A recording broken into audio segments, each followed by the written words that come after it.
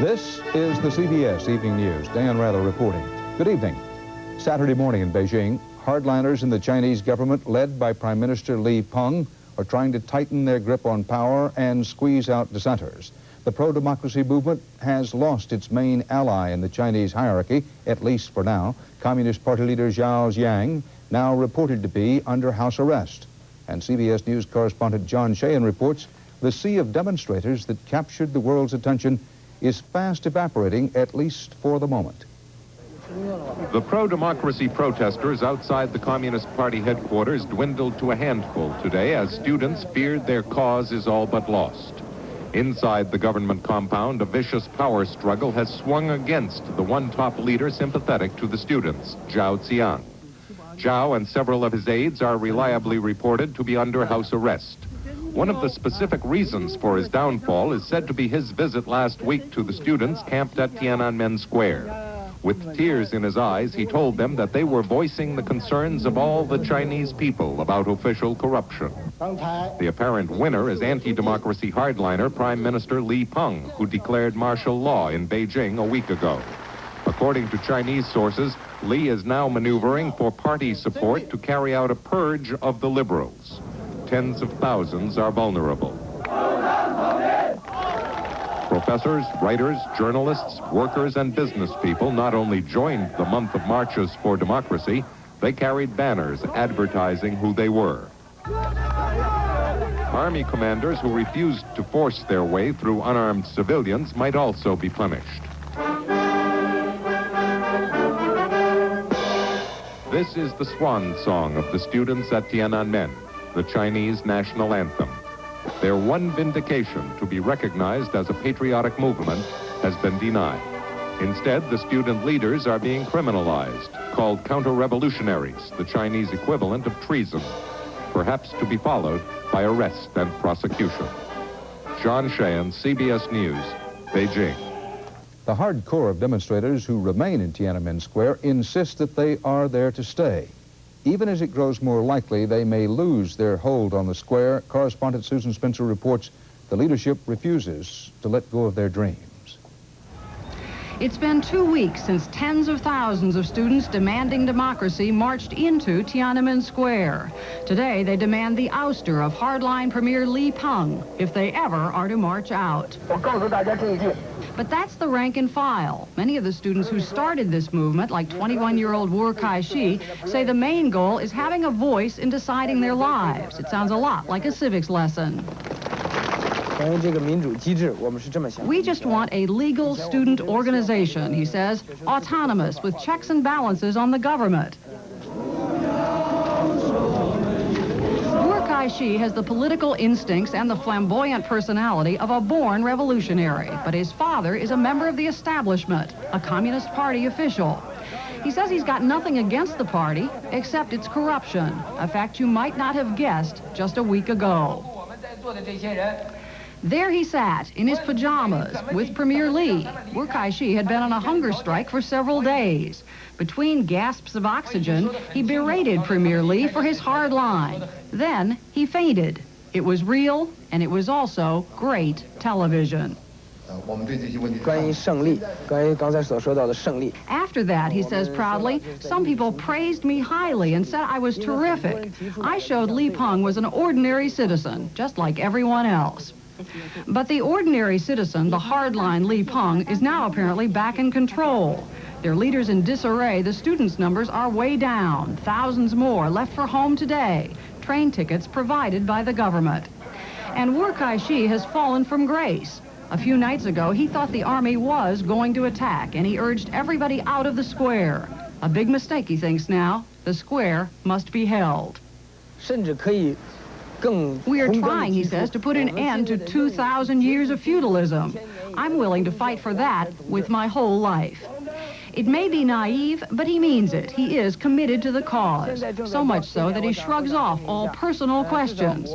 But as we left, he did wonder aloud, had there been any reaction to all this among American girls who had seen him on TV? Susan Spencer, CBS News, Beijing.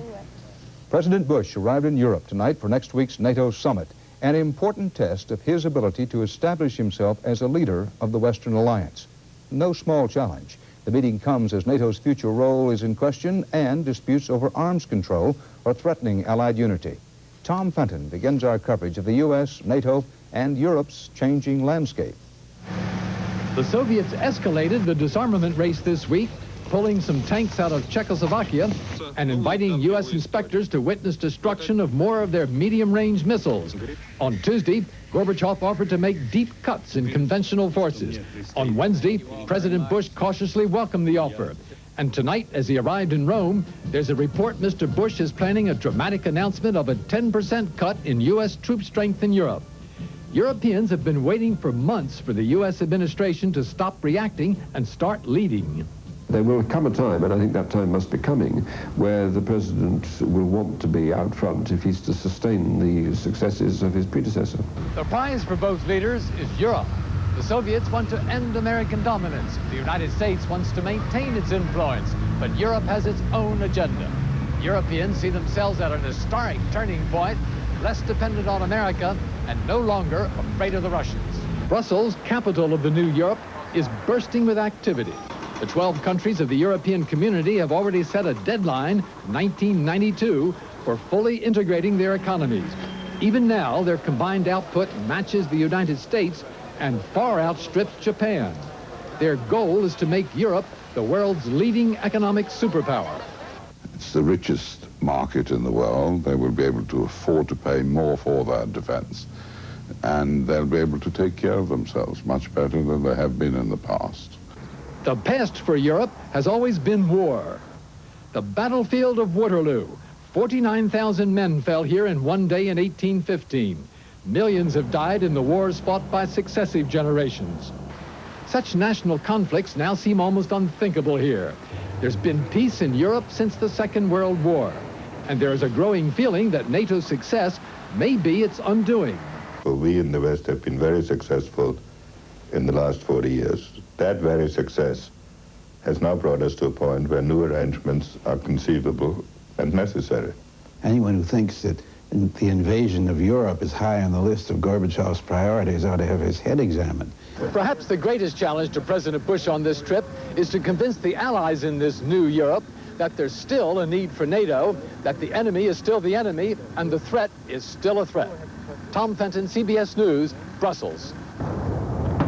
Soviet tanks in East Germany, once the cutting edge of the Soviet threat to Western Europe, now loaded on rail cars for the journey back to the Soviet Union. If it is much too early to say the Soviet threat has vanished, it is not too early to ask what may happen to NATO as the threat diminishes. If that threat goes away, then so does the reason for the cohesion of the alliance. And I indeed believe that NATO as we currently know it may indeed go away in the mid-1990s if the threat goes away. It's a point in time in which the basic strategy of NATO needs to be readdressed and either reconfirmed or changed. The standoff along the border between East and West Germany has produced the largest concentration of military forces in peacetime history. But now NATO and the Warsaw Pact are sitting down to negotiate truly radical cuts in conventional weapons. Under the NATO proposal, now under negotiation, the two sides would have to pull out a total of 40,000 tanks. Most of those 40,000 would come from the Warsaw Pact forces since they have so many more to begin with. Still, some American tanks and the soldiers that go with them would be pulled out of Europe. As American troops are reduced, will the military ties that bind the U.S. to Europe begin to unravel?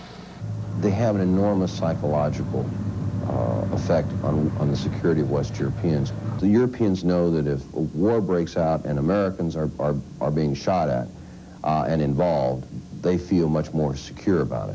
Whatever American troops remain, their role is likely to change. No longer, for instance, would the U.S. worry about rushing tanks to the front to stave off a Soviet blitzkrieg. This is a watershed period for changing the contributions to NATO, for what the United States provides and for what the rest of NATO provides. It makes far more sense for them to be providing the heavy things, the tanks, and so on. In the future, U.S. forces in Europe may spend less time preparing for war and more time monitoring the peace as NATO operations begin to look like this. Western observers, including American military officers, monitoring Warsaw Pact maneuvers. even climbing over Soviet tanks and quizzing the drivers. These so-called confidence-building measures have been going on without fanfare for more than 2 years, but they will become a way of life if Gorbachev's new thinking takes hold. If we're lucky, we're going to get an conventional arms control agreement that will greatly reduce the perceived threat. Then one asks, well, gee, what's the role of NATO?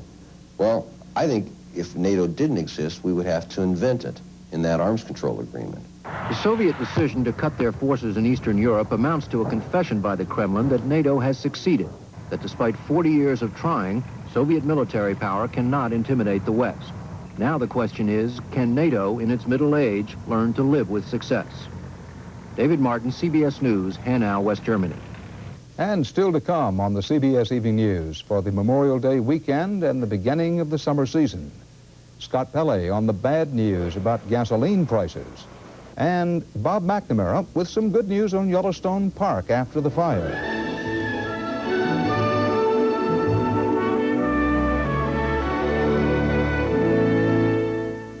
If you drive a car, you've probably noticed a steady increase in gasoline prices over the past few months. The question now is how much longer those prices are going to climb. Scott Pelley looked for the answer to that question and for the causes of those increases. On the eve of the summer driving season, the numbers add up to pump shock. Hurt my pocketbook. It's ridiculous. I don't like it, but there's nothing you can do about it. Since February, gasoline prices have surged an average of 20 cents a gallon. At full-service pumps, $1.50 a gallon is not uncommon. Motorists this summer will pay more. They will notice it. I don't believe that we have so far increases to the degree that consumers would really conserve this summer. Several factors are pushing up the price. The cost of crude oil is up. Americans are using more gasoline than ever before.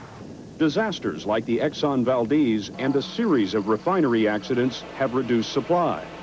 Concern for the environment is also playing a role. In recent weeks, the formulation for gasoline has been changed. It's more expensive to make now. That's to satisfy tough new air control standards in the Northeast. Now, in the biggest change since the removal of lead, refineries are eliminating butane, previously a standard ingredient. In Massachusetts alone, 36 million pounds of pollution will not be created when this new gasoline is used. Together, all of these factors have resulted in a significant cut in supply. What we've done is restrict supply in this country to the tune of about 200 to 300,000 barrels a day. That's about 3 to 5% of the total gasoline supply in the country. Less supply, more demand mean continued high prices. There is relief in sight in October, but not through the summer. Until fall, pump shock will continue to annoy all but a few. No, it doesn't bother me. No, sure doesn't. Scott Pelley, CBS News, Dallas. Except for oil, U.S. imports declined in the first 3 months of the year, and the Commerce Department said that helped the nation turn in its best quarterly trade performance in 4 years. The foreign trade deficit fell nearly 14% to $27.5 billion.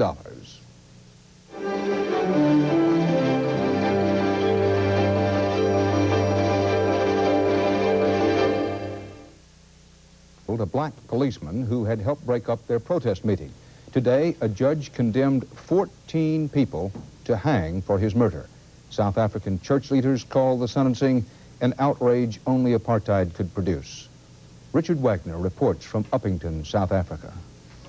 This is a black community in shock.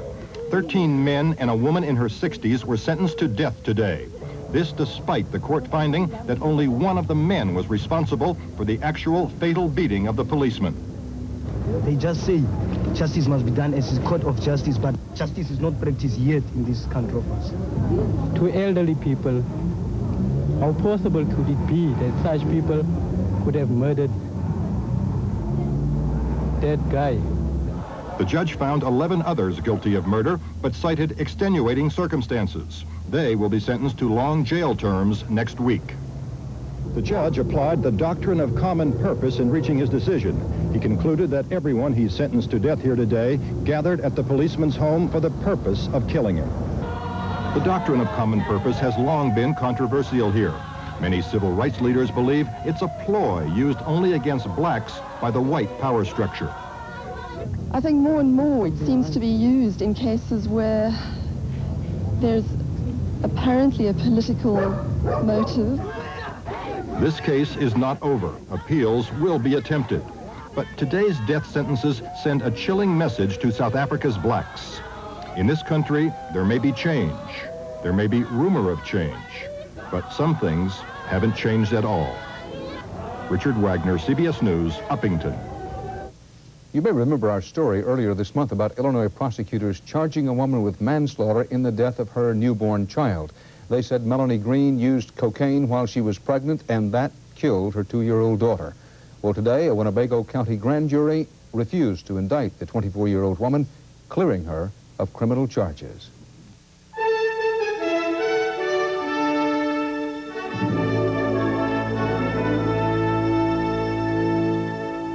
28 years, Ohio Congressman Donald Lukens has been in public life with a political career that has had its ups and downs. Today, his career reached a new low. Frank Courier has the story. We, the jury, in this case, find the defendant, Donald E. Lukens, guilty. Guilty as charged today, four-term Ohio Congressman Donald Buzz Lukens, found guilty of contributing to the delinquency of a juvenile, Rosie Kaufman. She woke me up and said, we won the case, we won the case. They found him guilty. The 58-year-old conservative Republican was accused of having sex relations with Kaufman at his downtown Columbus apartment last year. Kaufman was then only 16. He, pulled me on top of him and started having sex with me. For months, Lukens, a divorcee, publicly denied it. I'm innocent. I'm going to be found innocent. And I know what you people are going to do for entertainment after that. But in court, a private investigator testified Lukens admitted to him he'd had sex with a teenager. The misdemeanor charges first surfaced after the victim's mother, Anna Kaufman, confronted Lukens at a Columbus restaurant as hidden cameras from a local TV station recorded the exchange. I couldn't understand a man in your position, why are you messing around with these teenagers? Okay, I do know. The congressman insists it was all a desperate plot to extort money from him. But Mrs. Kaufman claims Lukens offered her a government job as a bribe to keep quiet. Today, she called for his resignation. We don't need a person of his character to represent our country. I just thought they finally caught a dirty old man. That was my personal feeling. The scandal and guilty verdict may result in disciplinary action by Lukens' colleagues in the House, and he'll have to face the voters in 1990. Yet faced with up to 6 months in jail and a $1,000 fine, the congressman has vowed never to resign. Frank Courier, CBS News, Columbus. Embattled Jim Wright left Washington today to spend the holiday weekend at an undisclosed location. Wright is widely expected by his friends to resign as House Speaker possibly next week. If he does, House Democratic leader Thomas Foley of Washington State is likely to succeed him. And if that happens, it would open up a contest for Foley's job. Already scrambling for that job are House Whip Tony Coelho and Ed Jenkins of Georgia. Lee Hamilton of Indiana may be a contender too. Coelho is trying to shake off charges of financial impropriety in connection with a junk bond investment. Today, the public interest lobby Common Cause called for the House Ethics Committee to investigate that deal.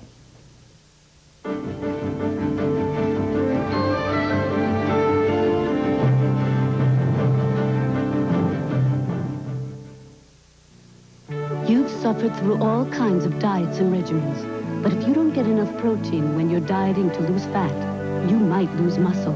Protein can help you keep muscle while you lose fat. Cleaning up the damage today after dramatic and devastating storms. In Douglas County, Illinois, golf ball-sized hail hammered the little community of Camargo for almost 40 minutes last night. By noon today, mud-covered hail was still waist-deep, and shredded leaves and broken windows were witness to the storm's ferocity. And in St. Elmo, Illinois, hail last night hit hard at the Richardson Brothers greenhouse, one of the largest in the nation. Officials said almost 70 individual greenhouses suffered heavy damage. The pictures are seared in the national memory. For 100 days last summer, forest fires raged through Yellowstone Park. Despite the Interior Department's effort to play them down, they did destroy wildlife, they did reshape the landscape, and they did cost millions in lost tourist dollars. Now, as spring heads towards summer, what does Yellowstone look like? Bob McNamara had a look. The first fragile signs of new life amid the ashes of last year's Yellowstone fires. Buttercups, mountain dandelions, and a newborn bison calf. The park isn't destroyed. It's not in its grave. There's no reason for any visitor to change their plans to visit Yellowstone. And there's every reason for them to come. Today, the ruins of the fires that scarred almost 1 million of Yellowstone's 2.2 million acres are still ghostly dramatic. And though new grass carpets soften the shock of some of the charring, few visitors are prepared for the first look. I was really sad to see all the damage that was done. Seems like they could have stopped it earlier, somehow.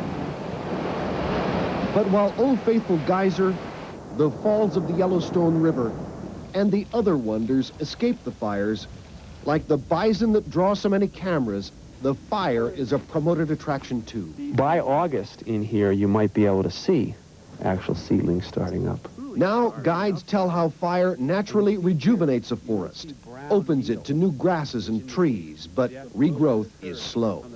It'll be a long time. Not in my lifetime, but it will. It has a way of healing and coming back. And though animal mortality was heavy due to fires, starvation, and a harsh winter, the park argument is the wildlife is better off too. These animals that survive this winter are the best, the most resourceful, the strongest, and they're the ones that keep things going. As work crews clear fire-killed trees from nearby roadways, and visitor numbers are higher than a year ago at this time, businesses in towns that suffer or survive by Yellowstone are into an optimistic spin. I'm super optimistic about a real busy season. And up to this time, we've had just that. Today, as campers watch their fires more closely, and the park's management promises not to let this happen again, Yellowstone's natural magic still overpowers human mistake. Yeah, still, it's gorgeous. I mean, we don't have anything like this in Florida. Nothing. I would never tell anybody not to come. It's just awesome. It really is. There is a new face to Yellowstone, but the old one's here too. Bob McNamara, CBS News, Yellowstone National Park. And that's the CBS Evening News. Dan Rather. Bob Schieffer will be here tomorrow night, and I'll be reporting from Brussels on Sunday as we cover President Bush at the NATO Summit. Good night.